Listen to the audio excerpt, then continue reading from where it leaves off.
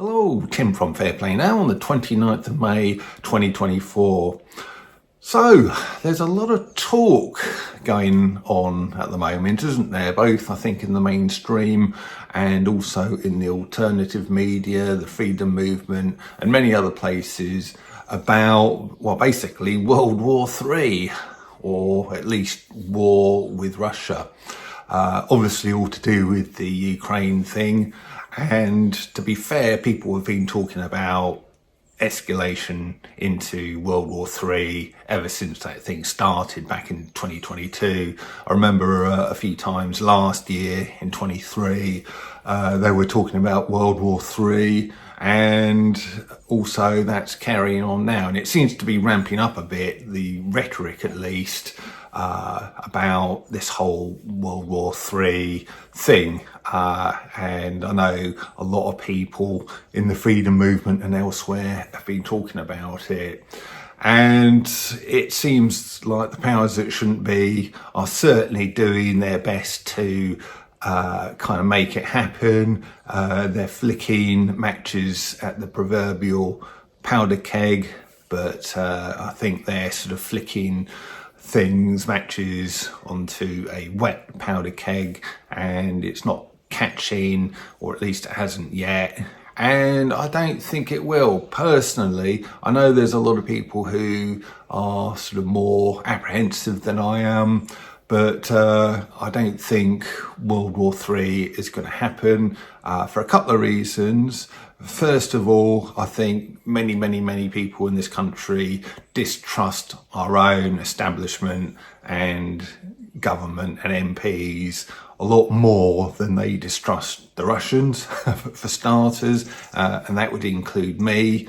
And also, although obviously the government, etc., were very successful at the propaganda as far as the Lurgi is concerned, I wonder if they'd be quite so successful against the Russians, against the Russian people, whether kind of sort of propaganda they might come out with in the future, like, all Russians are evil and bad people and we need to go to war against them.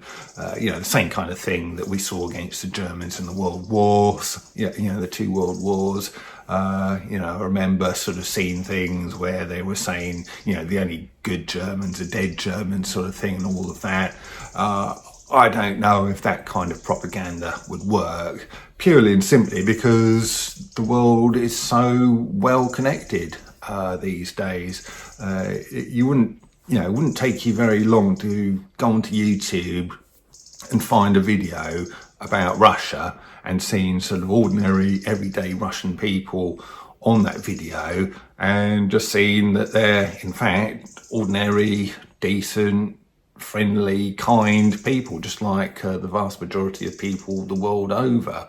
And in actual fact, I'm going to leave a video in the description box below here, this video, because I've seen a couple of videos recently by this Scottish guy who lives in Moscow at the moment, and there's one video in particular where he's kind of just wandering down a Moscow street filming, and he's approached by these sort of three girls who are really kind of curious about what he's doing. And when they find out that he's from Scotland, they're really curious and they're asking him loads of questions, and they just have a nice, friendly, kind of pleasant afternoon walking around the streets of Moscow together, sort of having conversations and talking. And when you sort of see videos like that, you realise that the Russians are no enemies of us at all, and they're just decent, hard-working people like you and I are, and they wouldn't benefit from a war just like we wouldn't. And who benefits from wars anyway? And I'm not just talking about Russia, a war against anyone. When you think about it, the likes of you, the likes of me, we don't benefit from wars. In fact, it's just the opposite. We suffer, as do our counterparts in whatever the country is that we're fighting against, whether it's Russia or someone else. And the only people who really benefit are sort of, the military industrial complex, who make billions, not just millions, but billions in profits off of, selling weapons and equipment, etc., and all of that kind of thing. And it just costs everybody else a lot of misery, a lot of taxes, extra taxes, misery, and death, of course, as well. So it's going to a war with Russia is absolutely of no benefit to us, and it only benefits the powers that shouldn't be. And I think more and more people are starting to wake up to this. They are starting to kind of see through the whole war thing as just a complete waste of time that only benefits the powers that shouldn't be.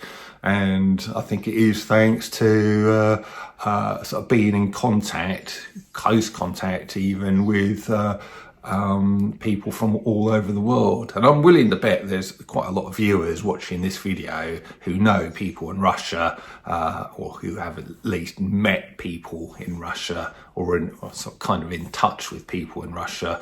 Might just be online friends, but they might have been online friends for quite a long time, and certainly don't want to see their countries going to war with each other. So that is why I am sort of optimistic, and why I don't think a war is likely. But with our general election coming up, what we need to be doing is asking MPs, prospective MPs, candidates, etc., what their stance would be if the government decided they wanted a war with Russia. We need to be asking these people, look, would you kind of be supporting a war? Because if that's the case, you won't be getting our vote, quite honestly. Anyone who supports a war against Russia or anyone else, I don't think is worthy of a vote in this upcoming general election, quite honestly.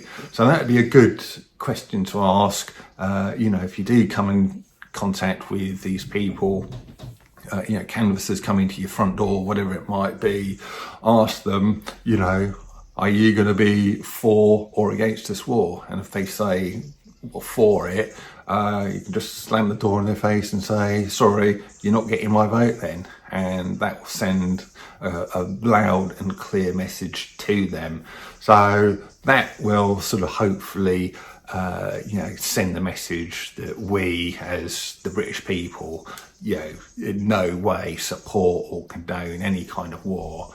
And wouldn't it be a great thing, if you are like an MP, or sort of, perhaps a prospective MP, a candidate hoping to get elected, wouldn't it be great if a government was formed that took the undertaking, and we could just sort of, the new Prime Minister could just stand there at the podium on day one outside Downing Street and say, this government is going to make the undertaking that this country, the UK, will not go to war with anyone under any circumstances, unless it's, maybe the only caveat to that would be a direct attack, if there's literally enemy soldiers or foreign soldiers invading this country. But apart from that, if you leave us alone, we won't go to war with anyone anywhere in the world for 100 years. We, as the UK,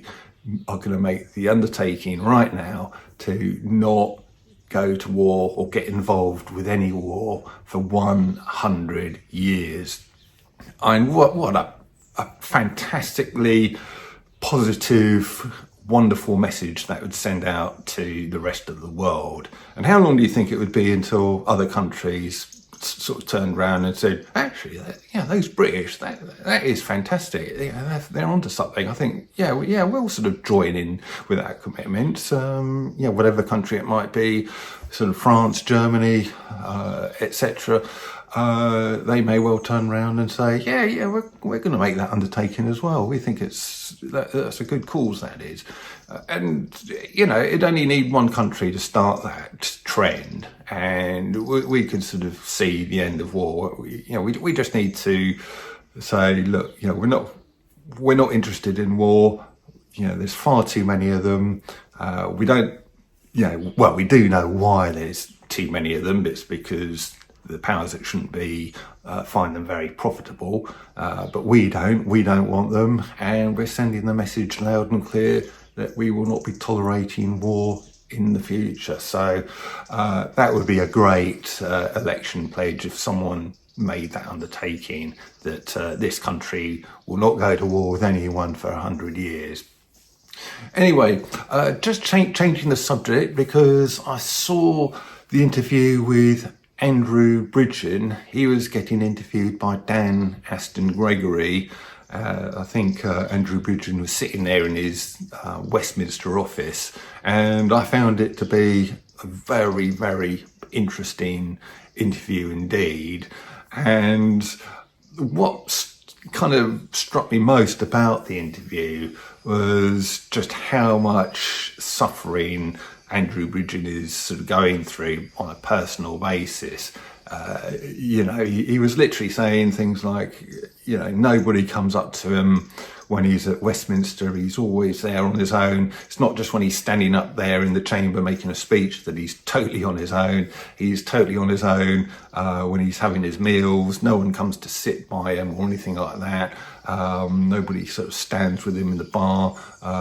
Nobody, or any of the other public spaces, nobody comes to speak to him. He was talking to someone who he describes as a grandee, so a very senior Conservative politician who was making a veiled threat, or not so veiled threat, that his personal safety could be at risk if he carries on doing what he's kind of doing. He was saying that he's up against large and very powerful vested interests, so his personal safety could be at risk. So he's getting basically physical threats.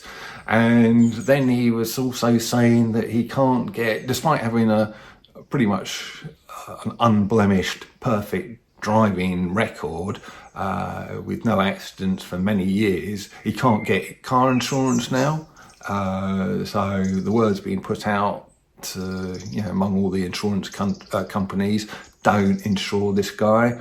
And also he's going through a divorce apparently, and he can't get a lawyer in his local area to represent him. Again, the mafia, as I kind of call them, really, the powers that shouldn't be, operate like a mafia, and they really do make your life very, very hard indeed if you kind of speak out against what they're doing too much.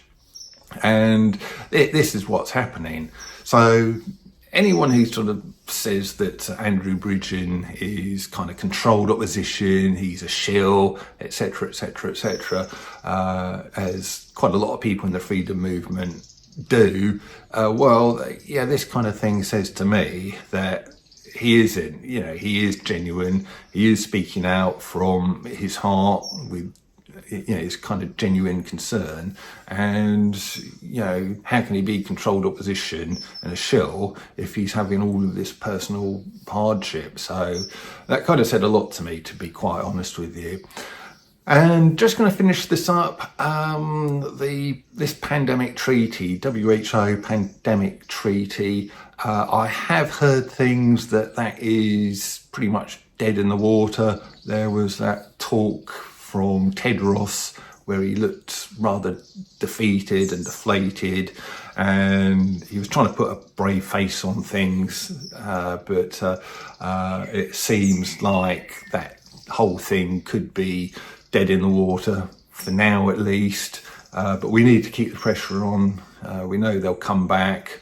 That's if that report's true. I'm not 100% sure if what the situation is. but it looks like that could be the case. But we need to still keep the pressure on. And Dan Aston Gregory, who I mentioned a minute ago, is organising this Road to Geneva thing. Now, you've got very short notice indeed, because it actually leaves tomorrow morning.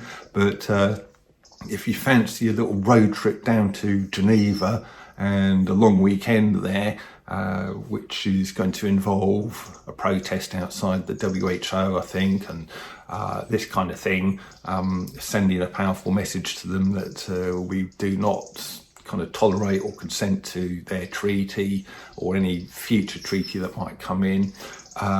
You know, that is still an option for you. You have to kind of get your skates on, but I think you can still do it if you're sort of quick enough. So what I'll do is I'll leave a link to that where you can get more details about all the itinerary and what's going on in the description box below.